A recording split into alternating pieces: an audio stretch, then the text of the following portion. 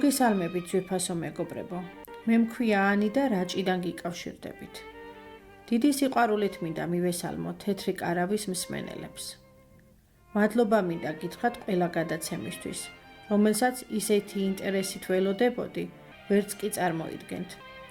თავიდან ვიფიქრე, კიდევ ერთი გასართობი შოუ დაიწყო მეთქი. მაგრამ ნურას უკაცრავად, არც მახსენდება ანალოგი, სადაც ამდენი ადამიანი ასე გახსნილად საუბრობდეს საკუთარ პრობლემებზე. მსჯელობდნენ, ეძებდნენ გამოსავალს და მერე ამ გამოსავლის შედეგსაც ვიგებდეთ. არ დამავიწყდება ქალთა უფლებების დამცველი ქალბატონი მაია, რომელმაც, როგორც თვითონ აღნიშნა, სრულიად შემთხვევით მოусმინა თეთრი კარავის ერთ-ერთ რესპონდენტს. იქვე დაინტერესდა მისი პრობლემებით, მოაგვარა. ამის შემდეგ თითქმის ყველა გადაცემის მსმენელებისგან იღებდა წერილებს და სრულიად უსასყიდლოდ გასცემდა რჩევებს.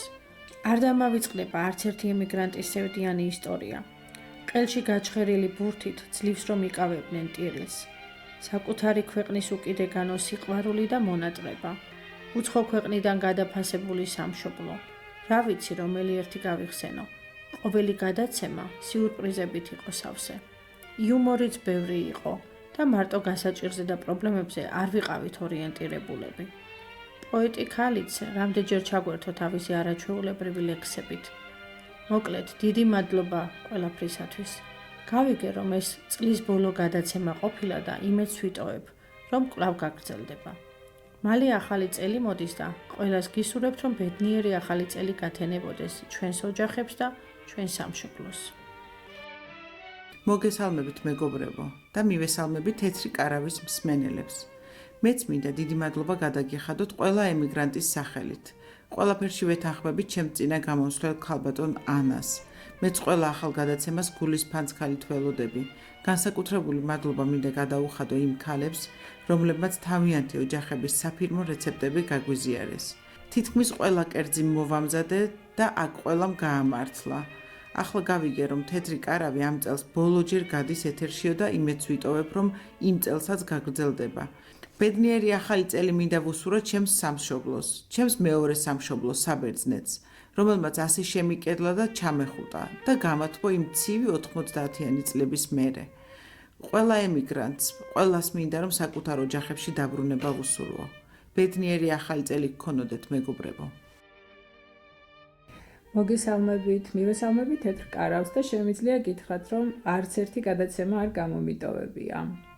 ხომ გახსოვთ ყველაფერი როგორც დაიწყო? ორმა პატარა გოგონამ 4 წლის ელენემ და 6 წლის კატომ გადაწყვიტეს, რომ ისეთი რამ გამოეგონებინათ, რითაც უფროსების ყურადღებას მიიპყრობდნენ. ასე გავიდნენ პირველად ლაივში თავიანთი თეთრი კარავიდან, ჯერ თვითონ გაეცნენ მსმენელებს, მერე თავიანთი პატარა მეგობრები და ოჯახის წევრები გააცნეს და თანდათან მათი თაყვანისმცემლების წრეც გაფართოვდა. მერე კი, როცა ყველა დარწმუნდა, რომ თეთრ კარავში მოხვედრა და საკუთარი აზრის გამოთქმა ყველას შეეძლო, ამისთვის სულაც არ იყო საჭირო, რომ ცნობადი სახე ყოფილიყავი, სურვილებს ვეღარ აუდიოდნენ. ამ ქვეყანაში რა დალევს სალაპარაკოს და განსაზრჯელ თემებს. პატარებმა თავიანთი საქმე გააკეთეს და თეთრი კარავიც უფროსებს გადაულოცეს. ამის შემდეგ კი ალბათ არ ყოფილა თემა, რომელიც აქ თეთრ კარავში არ გაჟღერებულიყოს. მეც მინდა მადლობა გადავუხადო პირველ რიგში ელენეს და კატოს ამ არაჩვეულებრივი იდეისთვის, ყველა რესპონდენტს და ყველა მსმენელს პირველი დღიდან დღემდე.